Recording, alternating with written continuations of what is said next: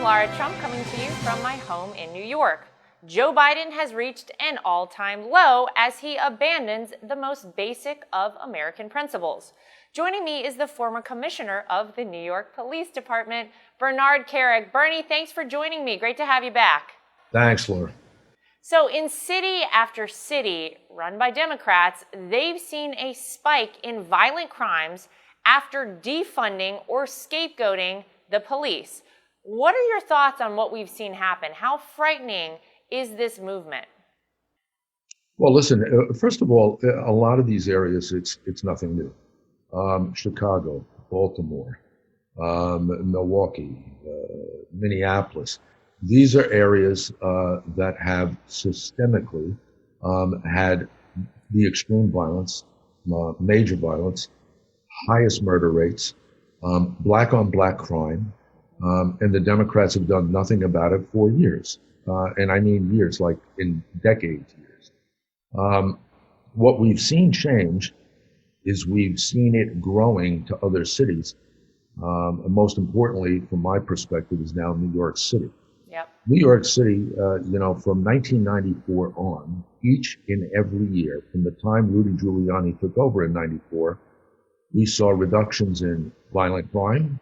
We saw reductions in murder. And over the 8-year period Rudy was in office, there was about a 65% reduction in violent crime and a 70% reduction in murder. Mike Bloomberg carried that on for another 12 years. This year, under Mayor de Blasio, it will be the first time in the last 30 years that we have seen increases in violent crime, shootings, murder, and other violent crime in the city. And it comes from Democratic rule. We have radical left-wing, almost militant mayors and governors today that are not enforcing the law. They're not about law and order. They're jeopardizing their own communities. And this is the party of Joe Biden. This is the party that every one of these people that run these cities are supporting Joe Biden. That's right. And it's shameful.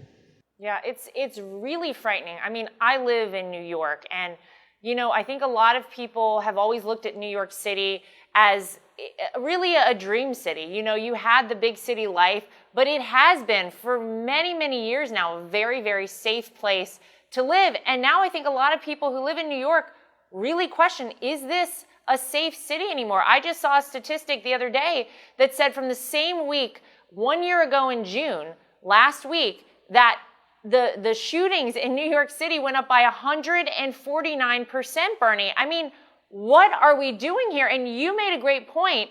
This is the party of Joe Biden. This is what he's supporting. By tolerating violence in the streets, isn't Biden abandoning both urban America and the cops? Yeah, but Laura, he's abandoning justice in general. Forget just the urban communities, forget the cops, all across the board, whether it's in downtown Seattle, where they took over a 6-block radius, where 2 people were killed as a result, and the mayor and the governor did nothing about it, whether it's in Chicago in June. In 30 days, you had 90 people shot and killed in Chicago. 98% of them are black. It's black on black crime. It amazes me that Joe Biden is not out there screaming, yelling about law and order. He's not telling people to support the cops. Every one of his Democratic followers are calling for defunding the police. They're calling for diminishing police budgets. And you know who's going to suffer? Who suffers the most? The areas where the crime is highest. Yep. The black communities where the violent crime is already through the roof. It's only going to get worse. And Joe Biden is not doing anything about it. He's not saying anything about it. In fact, he just came out from his closet or basement, wherever he hides, after 90 days or whatever it was, and has said absolutely nothing. Nothing. Yeah, nothing at all. But Bernie, don't you think that this sort of proves, this embrace of the radical left proves that he is really one of them. I mean, this guy is getting completely overrun by mob rule here. Think about if this guy became president of the United States. It is terrifying, but he proves every day he's really one of them now. Well, he's not only one of them. I think you're giving him a little more credit than he deserves. I just think he's going to be overrun anyway. When you have radicals like AOC, Omar, and some others that are just completely out of control. They're Marxists, they're anarchists, they're anti-American in every fashion. These are the people supporting him. These are the people that want him to win. And when he does, I can assure you, he's not going to be in charge. Yeah. It's going to be one of these radical lunatics that wants to basically overthrow the government, overthrow the United States, and put us in the realm of communism. That's what they're looking for. Yeah, it is. It's very frightening. I just have to say, Bernie, if you would please tell all of the law enforcement officers out there who you come across, I know you're still friends with so many of these people, having been the police commissioner in New York.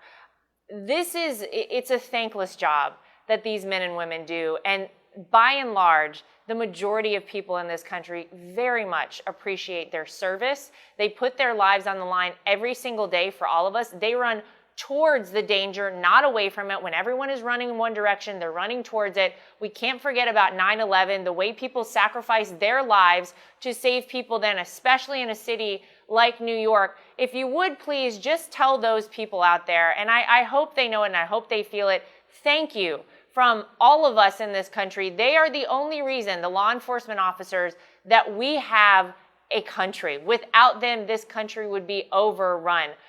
Any final thoughts out there for people who maybe are thinking about, well, why shouldn't we defund the police? Maybe all of these protesters are right. What would you say to those people? I'd say look at the communities that are in peril right now. Look at the black-on-black crime in Chicago, Baltimore, and other cities around this country. It's been like that for years. It's only going to get worse. If you want that to come to a neighborhood near you, then you vote for Joe Biden, and I promise you it's coming. And Laura, I want to close on this note, if I can. You know, there's one thing that is an inspiration to the men and women in law enforcement today. There's only one thing, and that is the man in the White House. We've never, in my lifetime, and I've been doing this 35 years, there has never been a president in the White House that's been as supportive and pro-law enforcement and pro-military as Donald Trump. Never.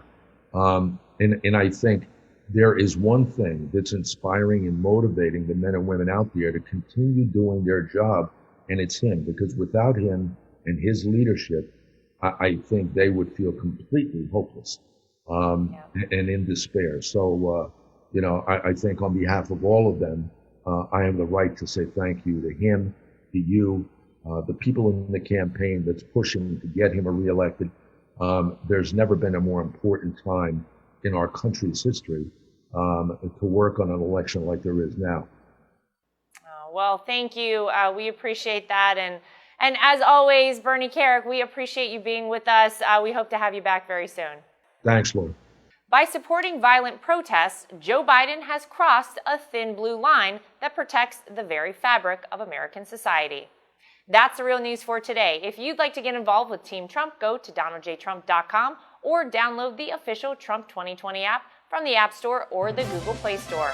I'm Lara Trump, coming to you from my home in New York. Thanks for joining us, everybody.